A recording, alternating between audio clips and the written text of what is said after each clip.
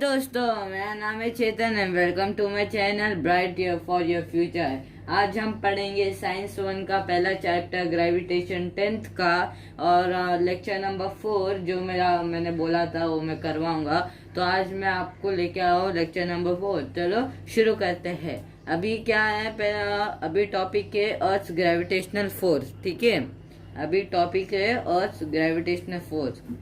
ठीक है, अभी तो अर्थ ग्रेविटेशन फोर्स हम पढ़ेंगे।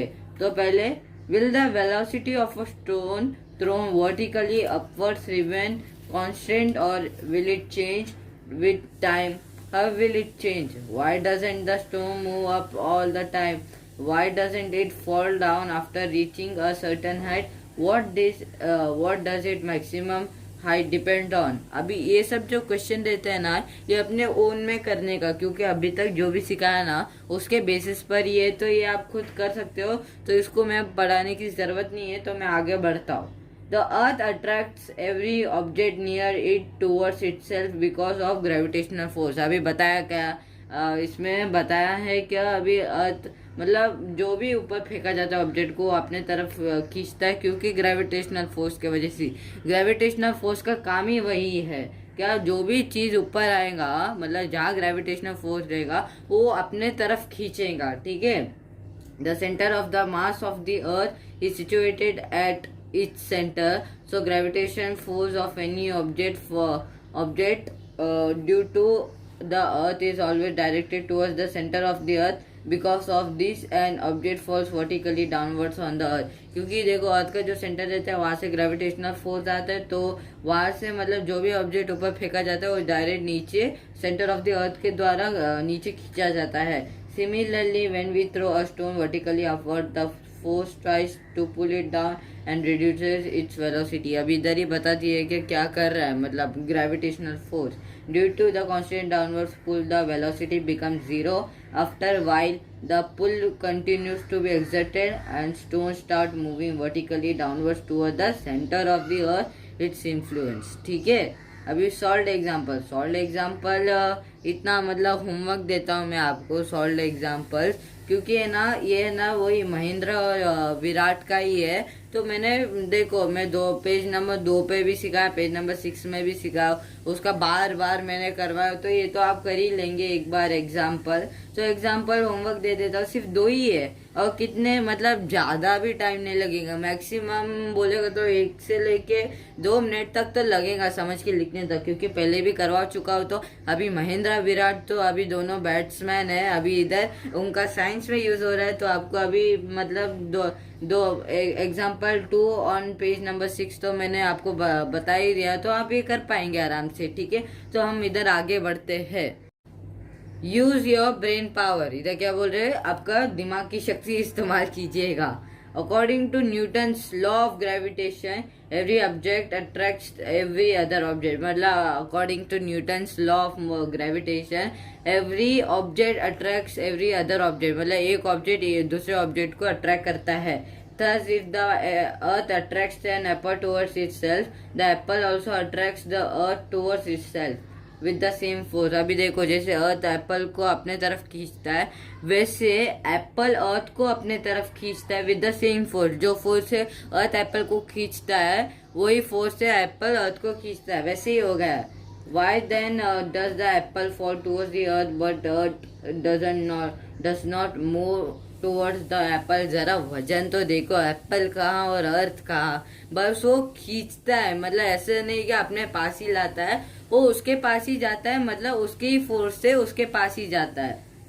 The gravitational force due to earth also acts on the moon because of which it revolves around the earth. Similarly, situation existed for an artificial satellite orbiting the earth. The moon and the artificial satellite orbit the earth. The earth attracts them towards itself, but unlike the falling apple, they do not fall on the earth. Why, क्योंकि अभी इधर क्या बोला गया है, अभी जो अपना आर्टिफिशियल सैटेलाइट्स रहते हैं और जो मून रहते हैं वो भी क्यों अर्थ के अराउंड घूमते हैं, क्योंकि अर्थ का जो ग्रेविटेशन फोर्स उनको रुका के रखता है, एक ऑर्बिट में घुमाने की तरह करता है। ठीक है, तो है ना, वैसे उसके लिए क्या होता है पता है, तो वो है ना अपने तरफ घुमा के रखता है, पर वो नीचे मतलब देखो अभी ग्रेविटेशनल फोर्स अगर एक चीज को पकड़ता है तो उसको खींचना चाहिए ना, अभी वो क्यों नहीं खींचता? क्योंकि उधर का ग्रेविटी मतलब जो ग्रेविटेशन के लिए जो ग्रेविटी रहता है वो भी तो देखना चाहिए ना। अभी मतलब लैंड में कितना मतलब जो हम अर्थ में रहते हैं टोटल रेगुलर तो ऐसे कॉमन तो 9.8 रहता है। अगर आप ऊपर जाते जाएंगे तो वो मतलब कम होते जाता है, कम होते जाता है। तो आप मतलब मून के पास जाएगा तो आउट ऑफ अर्थ हुआ, मतलब स्पेस में गए, स्पेस में जा कहाँ रहेगा उतना ग्रेविटी, 0.22% रहेगा, तो उधर से क्या खींच पाएगा? पर कंट्रोल कर पाएगा, पर खींच तो जरूर नहीं पाएगा वो आपको।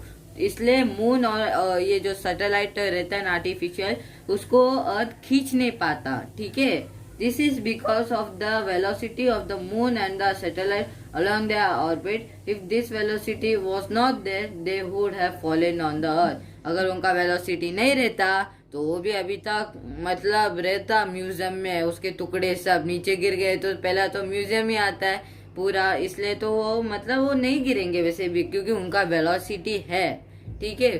तो अभी मैं आपको अगला पेज भी बता देता हूँ वैसे ही। अर्थ्स ग्रेविटेशनल एक्सेलरेशन, तो आज अब ये दूसरा टॉपिक है हमारा, अर्थ्स ग्रेविटेशनल एक्सेलरेशन। तो इसमें क्या बताया अर्थ्स ग्रेविटेशनल एक्सेलरेशन में, the earth exerts every gravitational force on object near it, ठीक है। According to Newton second law of motion, a force acting on a body result in its acceleration, such the gravitational force due to the earth on a body resulted in its acceleration. This is called acceleration due to gravity and is denoted by g. G means gravity. Acceleration is an vector, ठीक है, as the gravitational force of an object due to the earth is directed towards the center of the earth. The direction of the acceleration due to gravity is also directed towards the center of the earth. Example vertically downwards, मतलब एक एक का मैं मतलब explanation नहीं दे सकता क्योंकि ये ना अगर ज़्यादा एक्सप्लेनेशन दे रहे बैठ गया है ना तो वीडियो एकदम लंबा हो जाता है और देखने में भी बोर होता है और ज़्यादा मतलब समझने में नहीं आता है। इसलिए ये तो वैसे भी समझने लायक ही है क्योंकि अभी 10th में आ गए हम लोग तो अच्छे से समझ भी सकते हैं, क्योंकि मतलब 5th से लेके 10th तक सिखाया है तो आराम से सीख सकते हैं और समझ भी सकते हैं। तो अभी आता है हमारा थिंक अबाउट इट, ठीक है। तो थिंक अबाउट इट में क्या है, value of g on the surface of the earth, ठीक है, value of g on the surface of the earth. We can calculate that value of g by using Newton's universal law of gravitation for an object of mass m situated at a distance r from the center of the earth, the law of gravitation gives, ठीक है। अभी ये मतलब मैं जो किया हूँ ना वो आपको बता देता हूँ, उसके बाद ये भी बताता हूँ, तो आप देख लेना आपको कौन सा इजी लगेगा, ठीक है। तो इधर आता है अभी मैंने जो किया है ना एग्जांपल वो बता देता हूँ। अर्थ ग्रेविटेशनल एक्सेलरेशन, ठीक है, जो अर्थ का ग्रेविटेशनल एक्सेलरेशन रहता है ना उसका मैं ये जो मतलब जो थिंक अबाउट इट में लिखा था ना वही मैं आपको बताता हूँ। पहले F का मतलब होता है फोर्स, G का मतलब होता है ग्रेविटी और दो M है ना, तो M का मतलब होता है मास और R का मतलब होता है रेडियस। तो फोर्स का क्या है इधर ग्रेविटेशन एक्सेलरेशन में, ग्रेविटी मतलब इसका ऐसे लिखा था G और G एकदम सेंटर में M अपॉन R स्क्वायर ऐसा लिखा जाता है। अब चाहिए तो ऐसे भी लिख सकते हो वरना ऐसे भी लिख सकते हो। तो अभी फोर्स इज इक्वल टू क्या हुआ, मास एंड ग्रेविटी, क्योंकि ये मल्टीप्लाई ही होता है ना हमेशा, तो ठीक है, क्योंकि मास और मास ही रहते हैं और मास और ग्रेविटी क्या होता है, मास प्लस ग्रेविटी। तो मास और gravity is equal to gravity M मतलब अपॉन आर स्क्वायर। अभी इधर कौन से सिमिलर दिखते हैं, इधर एम और एम सिमिलर है ना, तो ये दोनों में से क्योंकि एक ही है तो एक इधर से एक कैंसिल करेंगे और इधर से एक कैंसिल करेंगे और बचेगा क्या, gravity is equal to gravity M upon are square, ठीक है, आर स्क्वायर। और ग्रेविटी हमेशा मैंने बोला है, मैं अभी पहले ही बोल चुका हूँ, मतलब पहला पेज जब मैं 7th पेज सिखा रहा था तभी मैं बोल चुका हूँ, जो कॉमन ग्रेविटी रहता है ना, जो हमारे मतलब अर्थ में है ना, वो कितना रहता है, हमेशा 9.8 ही रहता है। तो हमेशा कोई भी आपको पूछेगा ग्रेविटी का कितना है, ग्रेविटी कितना है अर्थ में, तो हमेशा बोलने का 9.8। ठीक है, अगर आप कैलकुलेशन कर रहे हो तो आगे पीछे हो सकता है, पर एकदम परफेक्ट रहता है 9.8। तो अभी इधर बताया, अभी ग्रेविटी तो हमें 9.8 मिल गया। अभी क्या है, एम बोलेगा तो मास ऑफ द अर्थ, और मास ऑफ द अर्थ क्या है हमारा, मास ऑफ द अर्थ क्या है हमारा 6 मल्टीप्लाई बाय 10⁻24 kg। और इधर रेडियस क्या है अपना 6.4 मल्टीप्लाई बाय 10⁻6 किलोमीटर। और ग्रेविटेशन कितना है, कांस्टेंट है, ग्रेविटेशन तो कांस्टेंट है, पर जो ग्रेविटेशन का रियल वैल्यू है 6.67 multiply by 10⁻11 newton metre square kg square. ठीक है, ये है मतलब ग्रेविटेशन आर और एम का वैल्यू। तो अभी इसके द्वारा हम लोग ये सम को है ना, पूरा ग्रेविटेशन का रियल वैल्यू इसके द्वारा निकालेंगे हम। अभी इधर आता है मेन कॉन्सेप्ट। अभी इतना तो हम लोग ने देखा है, मार जी उनका तो पूरा वैल्यू हम लोग ने देख लिया। तो हमें टोटल क्या निकालना है, जी। अभी जी का फॉर्मूला क्या है, ग्रेविटेशन का फॉर्मूला क्या है, 6.67 multiply by 10⁻11 multiply by 6 multiply by 10⁻24। क्योंकि ग्रेविटेशन के अंदर मास भी रहता है, तो ग्रेविटेशन और मास को मल्टीप्लाई करना रहता है, मतलब अंदर नहीं रहता, मतलब इसमें फॉर्मूला में ग्रेविटेशन और मास को है ना मल्टीप्लाई करके अपॉन कितना करने रहता है 6 और अपॉन रेडियस को। मैंने बताया इधर, ये देखो पहला फॉर्मूला था ना हमारा, पहला फॉर्मूला था ना, फोर्स इज इक्वल, जो लास्ट में हम लोग ने निकाला था, gravitation is equal to gravitation multiply by mass R square. तो इधर ही वही करना है हमें, ये देखिए इधर भी वही है, gravitation is equal to gravitation multiply by mass upon are square. इधर ग्रेविटेशन क्या है 6.67 multiply by 10⁻11 multiply by mass क्या है 6 मल्टीप्लाई बाय 10⁻24। और रेडियस क्या है हमारा 6.4 multiply by 10⁻6 upon whole square. ठीक है, सॉरी द होल स्क्वायर। तो यही है जो हमारा पहला वाला था, वही फॉर्मूला लगा के हम लोग पूरा ये आंसर लिखेंगे। तो gravitation is equal to 6.67 multiply by 6 multiply by 10⁻11 multiply by 10⁻24। ठीक है, 10⁻24 और upon 6.4 square is multiply by 10⁻12। अभी ये बोलेंगे ये कैसे आया, इधर 6.67 मल्टीप्लाई बाय 6 कैसे आया, क्योंकि इधर 6.67 को भी कोई रेस टू नहीं है और 6 को भी कोई रेस टू नहीं है। तो जिसको रेस टू नहीं है उनको साइड में लाए, और जिसको रेस टू है उनको साइड में लाए। जैसे आप देख पा रहे हो 67 और 6 को साइड में लाए, उसके बाद 10⁻11 10⁻24 को साइड में लाए। एक हो गया मेथड। और 6.4 को 4 raise to the whole square. तो कैसे आया ये, क्योंकि है ना 10⁻12 आया, क्योंकि 6 2 से कितना होता है 12, तो 10 का कितना आया रेस टू 12 आ गया। तो इधर ये मिल गया और 6.4 अपॉन मतलब द होल स्क्वायर आ गया। तो ये एक फॉर्मूला हो गया, gravitation is equal to 6.67 multiply by 6। तो ये कैसे आया, मल्टीप्लाई बाय 6.4 स्क्वायर कैसे आया, अभी इतना कैसे आया। अभी जो 10 रेस टू स्क्वायर उसको डिवाइड करेंगे 24 से, उसके बाद मल्टीप्लाई माइनस वो सब करके ये पूरा कितना बचता है 10 बचता है। ठीक है, अभी इनको है ना जो 6.6 multiply by 6 upon 6.4 square multiply by 10, ये सबको जब इसको मल्टीप्लाई करके इसका आंसर से जब आप डिवाइड करेंगे और वो डिवाइडेशन को मल्टीप्लाई बाय 10 करेंगे, तो हमारा फाइनल आंसर आता है, हमारा जो फाइनल आंसर आता है ना वो आता है कितना 9.77। ठीक है, 9.77। तो ये बहुत ही पास हो गया हमारा जो कॉमन ग्रेविटेशन जो अर्थ का है, उससे बहुत ही पास हो गया। एक दो नंबर्स की दूरी पर ही है, मतलब ठीक है, ओके है। तो ये भी एक मतलब ये एक मेथड था हमारा कैसे करने का। इधर कैसे बताया हमने, फोर्स इज इक्वल टू, इधर रुको सही से मैं बता देता हूँ आपको। हाँ, तो इधर मैं सही से बता देता हूँ आपको कि कैसे आया। इधर देखो कैसे, force is equal to gravitation mass और m upon are square. m is equal to is the mass of the earth, उसके बाद m is equal to mg। ये सब तो बता दिया, चलो ये फॉर्मूला बता दिया। ये लोग ने डायरेक्ट कैसे किया, g is equal to 6.67 multiply by 10⁻11 multiply by 6 multiply by 10⁻24 upon 6.4 multiply by 10 upon 6 the whole square is equal to 9.77 metre.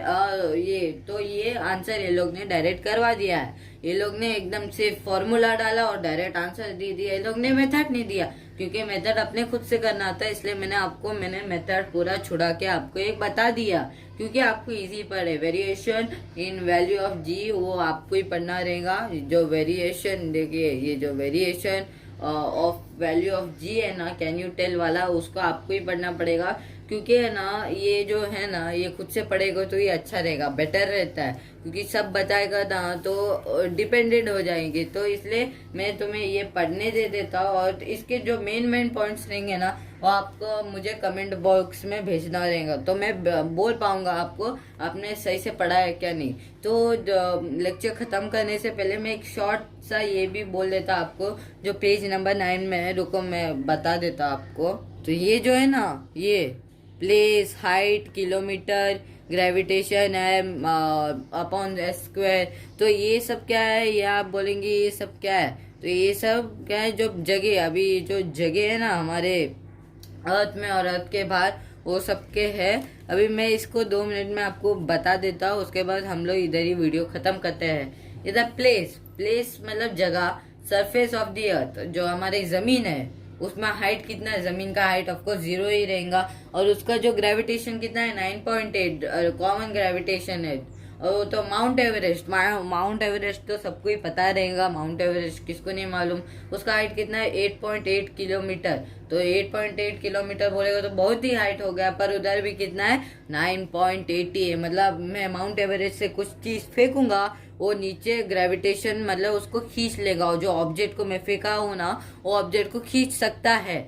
Maximum height reached by man made balloon 36.6 kilometre, मतलब mount Everest से 4 गुना ज्यादा मतलब height में है। तो उसका कितना है 9.77, जो पिछले एग्जाम्पल में आया था उतना ही ग्रेविटेशन है। तो ऑफकोर्स उधर से भी मैं कुछ ऑब्जेक्ट फेंकूंगा, वो भी खींच लेगा ये जो अपना अर्थ का ग्रेविटेशन है वो भी खींच लेगा। और लास्ट हाइट में क्या, और लास्ट में क्या आता है, सेकेंड लास्ट में क्या आता है, height of a typical weather satellite जो है 400 किलोमीटर, मतलब अंदर ही है, थोड़ा आउटर स्पेस के पास है।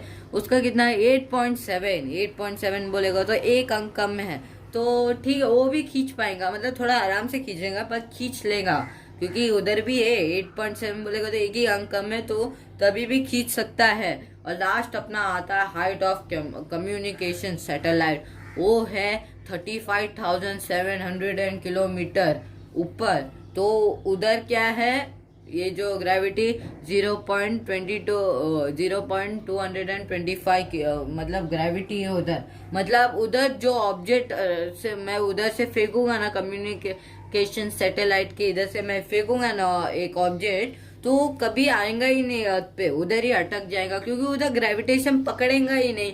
मैं बोल चुका हूँ उधर का जो वेलोसिटी हमेशा हाई रहता है, उसके वजह से उधर पकड़ेगा ही नहीं, मतलब वो नीचे खींच ही नहीं पाएगा, आप उधर ही वो जो ऑब्जेक्ट रहेगा ना वो उधर ही अटक जाएगा। तो एक मेन था, ये भी मैंने सिखा दिया, और अगले लेक्चर में मैं आपको मास एंड वेट और फ्री फॉल में सिखा दूंगा। तो अगर ये वीडियो देखने के लिए आपको अगर ये वीडियो अच्छा लगा तो लाइक कीजिएगा, शेयर कीजिएगा और सब्सक्राइब कीजिएगा, और कमेंट करना ना भूलिएगा, और जितना होता है उतना आपके फ्रेंड्स को शेयर कीजिएगा, ठीक है। अगर तो ठीक है, मिलते हैं अगले लेक्चर में। ये वीडियो देखने के लिए thank you and goodbye. हाँ।